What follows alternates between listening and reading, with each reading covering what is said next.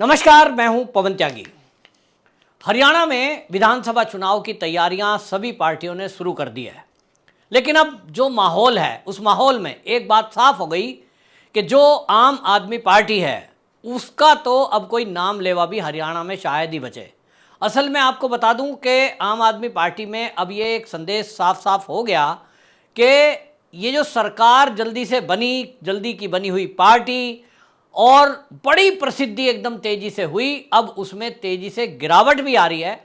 लोगों का कहना यह है कि अब दिल्ली और पंजाब में जो लोगों ने इन चीज़ों को देखा है कि जो वादे किए गए थे वो जनता से पूरे नहीं किए, इन सबको देखते हुए लोगों में निराशा हुई है। और अब कांग्रेस की बात कर लो, चाहे आप की बात कर लो, नेताओं का मनोबल डाउन है। कांग्रेस में हालांकि अभी भी ये कहा जा रहा है कि हरियाणा में वो कड़ी टक्कर देने की स्थिति में है। इसके पहले जब मनोहर लाल खट्टर सीएम थे तब ये स्थिति नहीं नजर आ रही थी और ये आम तौर पर रहता था कि भारतीय जनता पार्टी ने बहुत अच्छा काम किया है।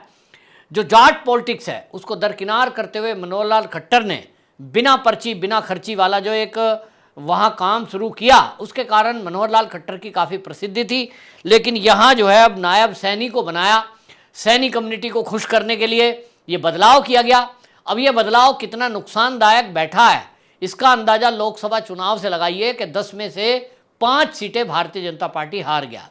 ये जो 5 सीटें हारी, कुल 90 विधानसभा सीटें हैं, उसमें से 46 विधानसभा क्षेत्र जो हैं उनमें भारतीय जनता पार्टी के प्रत्याशी हार गए। अपने आप में ये बताने के लिए काफ़ी है, क्योंकि जब विधानसभा का चुनाव होगा तो वो लोकल मुद्दों पे ज़्यादा होता है। ये मोदी के नाम पर था, इसका मतलब हरियाणा में राम मंदिर, मोदी, देश का विकास, ये मुद्दे ज़्यादा नहीं चले। किसानों का मुद्दा हावी रहा और जो किसान आंदोलन को तेजी से आगे बढ़ा रहे थे और नैरेटिव बनाने की कोशिश कर रही थी वो कांग्रेस कहीं सफल नजर आई। भारतीय जनता पार्टी ने इन 5 सीटों की हार से अब कमान संभाली है। अब देखना होगा कि वो पुरानी गलतियों को सुधारते हुए कार्यकर्ताओं से फीडबैक लेने की बात तो कर रही है। धर्मेंद्र प्रधान को आपको बता दूं, जो केंद्रीय मंत्री है उसका प्रभारी बनाया गया है और वो वहां अब कार्यकर्ताओं से बात करेंगे। लेकिन इस बीच अगर बात करें कांग्रेस की, तो कांग्रेस में इस समय 2 गुट खुलकर सामने आ रहे हैं। एक गुट जो है वहां पर है भूपेंद्र सिंह हुड्डा का और एक कुमारी सैलजा का। दोनों गुट अलग अलग हैं, दोनों अपनी अपनी दावेदारी कर रहे हैं, एक दूसरे पर आरोप लगा रहे हैं। वो कह रहे हैं कि साहब सीटों का बंटवारा ठीक नहीं हुआ। भूपेंद्र सिंह हुड्डा जो है उनको पार्टी आला कमान ने जिम्मेदारी सौंपी, लेकिन उन्होंने टिकटों का बंटवारा ठीक नहीं किया, वरना इनको उम्मीद है कि 1-2 सीट और जीत सकते थे। अब सोचिए कि हालत यहां तक है कि अभय चौटाला जो हैं लोकदल के, वो इंडियन लोकदल के, वो ये कह रहे हैं कि ये तो बीजेपी के एजेंट के रूप में काम कर रहे थे, ये तो बीजेपी के कहने से काम कर रहे थे, बीजेपी को जिताने के लिए काम कर रहे थे। इस तरह के आरोप प्रत्यारोप इंडी गठबंधन के नेताओं में जब लग रहे हैं तो स्थिति आप देखिए क्या होगा। अब क्या इसका फायदा भारतीय जनता पार्टी उठा पाती है? नायब सैनी को जो सीएम की पद दी है, एक सैनी कम्युनिटी को आपने खुश कर लिया, उनके भरपूर वोट लोकसभा चुनाव में भी मिले हैं। लेकिन क्या बाकी जो जातियां हैं, 36 बिरादरी कहते हैं, क्या वो भारतीय जनता पार्टी के साथ आकर खड़ी होंगी? ये एक सवाल है। लेकिन आम आदमी पार्टी की बात करें तो आम आदमी पार्टी के संगठन मंत्री आदर्श पाल, उन्होंने आम आदमी पार्टी छोड़ने का घोषणा कर दी, छोड़ने की, और उन्होंने ये तक कह दिया कि वो 27 जून जो है अपने सैकड़ों समर्थकों के साथ दिल्ली में कांग्रेस को ज्वाइन करने जा रहे हैं। अब जब वो एक समझिए कि जो संगठन मंत्री रैंक का व्यक्ति हो, प्रदेश का कितना बड़ा पद है, तो आम आदमी पार्टी में जब उनसे पूछा गया क्यों छोड़कर जा रहे हो, उन्होंने कहा कि देखिए पार्टी के जो शीर्ष नेता हैं वो कुछ सुनते नहीं हैं, अपनी चलाते हैं, निराशा का भाव है, कार्यकर्ताओं में कोई उमंग नहीं है। और जिस तरह से लोकसभा चुनाव के रिजल्ट आए, दावे कुछ के कुछ किए जा रहे थे लेकिन रिजल्ट बिल्कुल घटिया आया है, कोई देश के अंदर लहर नहीं है आप पार्टी के हिसाब से। इसलिए उन्होंने कहा कि मैं पार्टी छोड़ रहा हूं और कांग्रेस में उनको भविष्य दिखाई दे रहा है, वो कांग्रेस की विचारधारा से सहमत दिखते हैं और इसलिए वो कांग्रेस पार्टी ज्वाइन करने जा रहे हैं। तो अभी आपने पिछले दिनों देखा था कि पिछले दिनों जो है कांग्रेस की बड़ी लीडर वो छोड़ करके बीजेपी में ज्वाइन हुई थी। यानी कहीं ना कहीं इंडी गठबंधन में अब जो है एक तो बात ये हो रही है कि विधानसभा चुनाव को देखते हुए इंडी गठबंधन में जो है फूट नजर आ रही है, और ये दिखाई देनी भी थी। मोदी जी ने तो चुनावी सभाओं में कहा था कि ये इंडी गठबंधन चुनाव के बाद फिर से बिखर जाएगा। आज आप देख लीजिए कि महाराष्ट्र में भी जिस तरह से उद्धव ठाकरे का बयान आ गया, संजय राउत ने कह दिया कि मेहनत तो सबने बराबर की है, और शरद पवार कह रहे हैं कि भाई हम ही तो सीटें ज़्यादा लेंगे क्योंकि हमने तो लोकसभा चुनाव में ये सोच लिया कि गठबंधन धर्म में है, इसलिए चलिए कोई बात नहीं है, इनको दे देते हैं सीट। यानी एक तरफ बयानबाजी शुरू हो चुकी है, सबको ज़्यादा सीटें चाहिए, सबको ज़्यादा उम्मीद है, सबको लग रहा है लोकसभा चुनाव की तरह फिर भी भारतीय जनता पार्टी को हरा पाएंगे, लोकल मुद्दे ज़्यादा होते हैं इसलिए उम्मीद इस बार ज़्यादा लग रही है। तो सबको उम्मीद लग रही है, लेकिन एक बात तो कॉमन है कि इंडी गठबंधन अब जिन भी राज्यों में विधानसभा के चुनाव हैं उन राज्यों में बिखरता हुआ दिखाई दे रहा है। दूसरी तरफ भारतीय जनता पार्टी की बात करें तो भारतीय जनता पार्टी ने ये जो हार हुई है लोकसभा में सीटों की, इससे सबक लेते हुए अपने जो सीनियर लीडर हैं उनको बाकायदा जहां राज्यों में चुनाव होने हैं उनमें बाकायदा जिम्मेदारी देकर मैदान में उतार दिया है।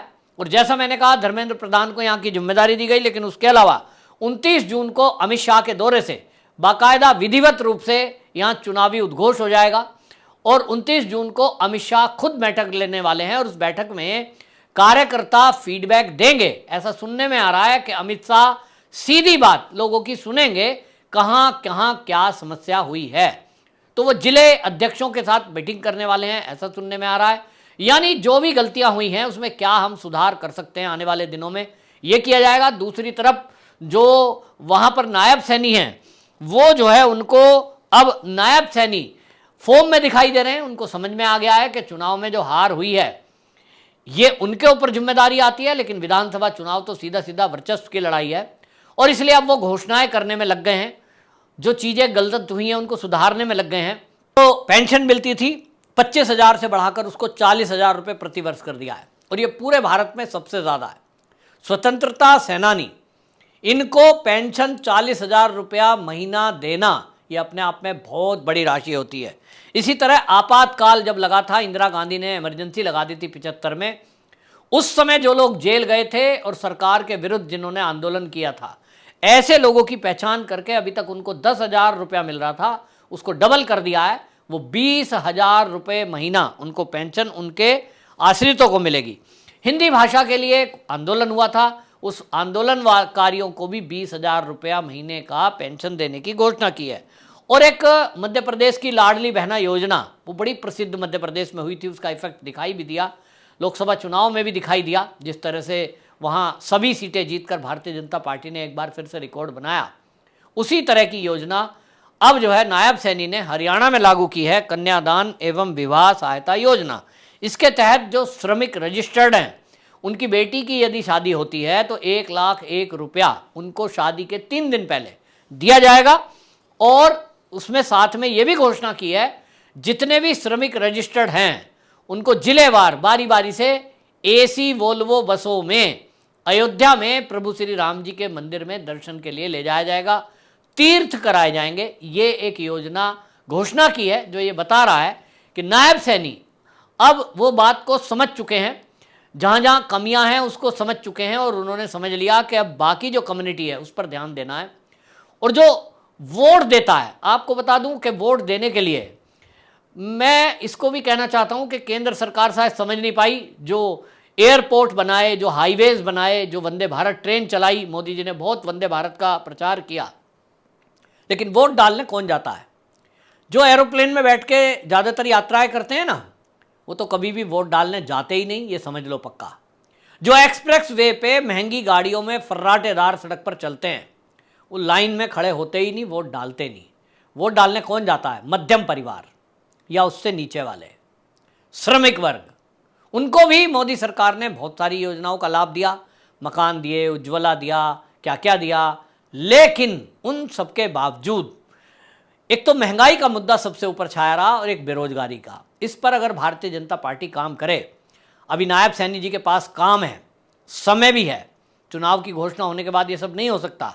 हरियाणा में वैकेंसियों का पता लगाएं, जहां परमानेंट वैकेंसी नहीं है वहां टेम्परेरी भी रख सकते हैं, लेकिन एक मैसेज युवाओं में जाना चाहिए कि भारतीय जनता पार्टी की सरकार है तो वहां नायब सैनी आए तो वैकेंसियां निकाली गई, और जैसे कि चर्चा रहती है कि बिना चर्चा, बिना पर्चा, बिना खर्चा नौकरियां नहीं लगती, नायब सैनी भी इस काम को करके दिखाएं कि मनोहर लाल खट्टर जी के समय में जो हुआ वो अभी भी कंटिन्यू है।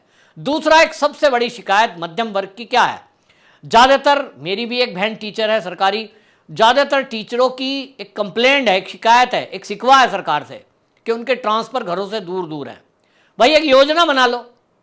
दिल्ली में मैं बहुत बार बीजेपी वालों को कहता हूं तो लोग मुझे कहने लगते हैं, अरे भाई त्यागी जी आपने क्या आम आदमी पार्टी ज्वाइन कर ली? भाई मैंने कोई पार्टी ज्वाइन नहीं करी, मैं अपनी राय रखता हूं बेबाकी से, बस मेरे मन में जो आता है। दिल्ली से सीखना चाहिए। अरविंद केजरीवाल जी को जनता क्यों पसंद करती है दिल्ली में? भले ही वो जेल में है, कोई केस चल रहा है, उस पर मैं टिप्पणी नहीं करूंगा, लेकिन अभी भी आप दिल्ली में चुनाव कराओगे तो विधानसभा चुनाव में फिर से आम आदमी पार्टी की ही दिल्ली में सरकार बनेगी। और उसका रीज़न बताऊं मैं क्या है? बिजली विभाग में बाकायदा पूछ पूछ कर कि आपका घर कहाँ है, उस घर के 2-4 किलोमीटर के दायरे में आपकी पोस्टिंग दी जा रही है, पूछ कर के आपको जाने आने में दिक्कत ना हो। टीचरों को बिल्कुल पैदल घूमते हुए घर से चले जाएं, इतनी दूरी पर स्कूलों में पोस्टिंग दी जा रही है। पढ़ाने वाले को पढ़ाना है, स्कूल वो हो या ये हो। अगर कोई गलती कर रहा है, सजा के तौर पर जरूर ट्रांसफर घर से दूर कर दिया जाता है, वरना घर के पास ही नौकरी करते हुए लोगों के जीवन निकल रहे हैं। केजरीवाल जी ने इस काम को किया कि भाई अगर आप डॉक्टर हैं तो आपका घर कहाँ है, उसके पास के अस्पताल में नौकरी कर लो। अगर आप टीचर हैं तो आपके घर के पास कौन सा स्कूल है, उसमें नौकरी कर लो। बिजली विभाग में BSES में हैं तो जहां आपका घर है उसके आसपास पोस्टिंग ले लो, किसी को परेशान नहीं किया जाता। पहली तारीख में वेतन आ जाता है। कार्यकर्ताओं के बच्चों को चाहे टेम्परेरी नौकरी दी, वो टेम्परेरी नौकरी चाहे किसी भी पोस्ट पे रखा, उनको मार्शल भी रखा, बेशक अलग है, LG ने रोक लगा दी, फिर सैलरी नहीं दे पाए, वरना तो उनको सैलरी भी मिल रही थी 20-20 हज़ार रुपया। तो कार्यकर्ता जो हैं अपने गली मोहल्ले के बच्चे, उनको बड़े पैमाने पर रोजगार दिया। ये सीख केजरीवाल जी से, आम आदमी पार्टी से, भारतीय जनता पार्टी के मुख्यमंत्रियों को सीखना चाहिए कि अपने कार्यकर्ताओं के काम कैसे किए जाते हैं, उनको फ़ायदा कैसे पहुंचाया जाता है। भाई कार्यकर्ता से आप काम लेते हैं, कार्यकर्ता पार्टी के लिए काम करता है, तो उनके बच्चे अगर बेरोजगार घूमेंगे तो वो काम कैसे करेंगे? ये बातें सीखने की जरूरत है। और आम आदमी पार्टी ने कहाँ से सीखी है? तो कांग्रेस से सीखी है। मैं तो देखता हूँ कि मैंने तो शीला दीक्षित जी का दिल्ली का टाइम देखा है कि कोई भी ऐसा नेता जो ब्लॉक स्तर का, जिले स्तर का है, मजाल है कोई थाना, पुलिस या किसी ऑफिस में उसका काम रुक जाए, एक फ़ोन पे काम होता था। लेकिन बीजेपी में उल्टा है। बीजेपी में प्रदेश कार्यकारिणी में हो अगर आप काम करा लो, अब इसको कोई बुरा मान जाए तो मान जाए। तो एक सिस्टम बनाना पड़ेगा। कम से कम मायावती जी हैं, उनका मैंने कार्यकाल देखा है, समाजवादियों का कार्यकाल उत्तर प्रदेश में देखा है। अगर आपके ऊपर मोहर लगी है कि समाजवादी पार्टी का कार्यकर्ता है, तो निश्चित रूप से कुछ भी कर लो, थाने में थानेदार की हिम्मत नहीं है कि आपके खिलाफ नाम लिख ले, FIR दर्ज कर दे और आपका काम अटक जाए। बहन जी के कार्यकाल में ऐसा रहा। लेकिन बीजेपी वालों का कार्यकाल तो स्वर्गलोक का होता है, वो तो सत्य पे चलते हैं। कार्यकर्ता ने गलती करी है तो जेल जाएगा, और भैया नहीं करी है तो छूट ही जाएगा। तो कुल मिलाकर इस तरह की चीज़ें करते हैं। सुधार में ये फीडबैक कोई अमित शाह जी के सामने नहीं बोलेगा, कोई मैं बता दूं धर्मेंद्र प्रधान के सामने इस तरह की बातें नहीं बोलेगा। पीठ पीछे जरूर कार्यकर्ता दुखी मन से ये बातें बोलता है। इन बातों को समझना है। मैं भले ही बुरा लग रहा हूँगा, लेकिन मैं बिल्कुल खुली बात बता रहा हूँ कि अभी भी विधानसभा चुनाव अगर हरियाणा हो या बाकी राज्य में, जहाँ चाहे महाराष्ट्र हो, अगर जीतना है बीजेपी को, तो ये चीज़ें सीखनी पड़ेंगी कि कांग्रेस अपने कार्यकर्ताओं का पक्ष कैसे लेती है, कैसे उनके साथ खड़ी होती है, आम आदमी पार्टी कैसे खड़ी होती है। हमको भी कुछ इस तरह का करना है। वेस्ट बंगाल में आप ममता बनर्जी की बुराई करें, उनके अंदर 36 बुराई हैं, लेकिन एक आप देखिए काम कि TMC का जहाँ ठप्पा लग गया जिस व्यक्ति के ऊपर, वो वहाँ ऐश कर रहा है, मजाल है कोई उसके खिलाफ कुछ कार्रवाई कर दे। ये गलत कल्चर है। लेकिन मैं नहीं कहता हूँ बीजेपी गलत काम में साथ दे, लेकिन भाई अपने जो समर्थक हैं, अपनी विचारधारा के जुड़े हुए लोग हैं, अपना जो वोट बैंक है, उसको संभालने के लिए उस वर्ग को कुछ तो राहत दे। ये जो 20,000 से 40,000 पेंशन कर दी, 10,000 कर दी, कितने लोगों को मिलेगी? इन चीज़ों से जनता को फर्क नहीं पड़ता, और इसीलिए लोकसभा चुनाव हारे थे। विधानसभा चुनाव में भी कुछ खुले दिल से सोचना पड़ेगा। सबसे पहले कार्यकर्ताओं का ख्याल करना पड़ेगा। जो कार्यकर्ता गली गली में पर्ची बांटता है, आपकी प्रचार करता है, आपकी रैलियों में जाता है, उसके लिए क्या खाली पैसा कुछ नहीं होता और पैसा बीजेपी देती नहीं है, दूसरी तरफ वो भी मिलता है। तो मैं नहीं कह रहा हूं कि आप शराब बांटो और पैसे दो, लेकिन कार्यकर्ता का मनोबल रखने के लिए, कार्यकर्ता का दिल रखने के लिए उसका मान सम्मान तो करो। ये अंदर की फीडबैक थी जो मैंने दी है, और मुझे लगता है कि जो ये इस समय एक वैक्यूम क्रिएट हुआ है, कांग्रेस के कार्यकर्ता, कांग्रेस के बड़े नेता कांग्रेस छोड़ के जा रहे हैं, आम आदमी पार्टी के आम आदमी छोड़ के जा रहे हैं, लेकिन बीजेपी में अगर आ रहे हैं तो ये भी ध्यान देना पड़ेगा कि भारतीय जनता पार्टी उनको आत्मसात कर पाएगी, अपने कार्यकर्ता नाराज ना हो, उस तरह का कार्यकर्ताओं को बैलेंस कर पाएगी। ये भी विचार करने की बात है। आपकी क्या राय है, कमेंट बॉक्स में जरूर बताएं। वंदे मातरम।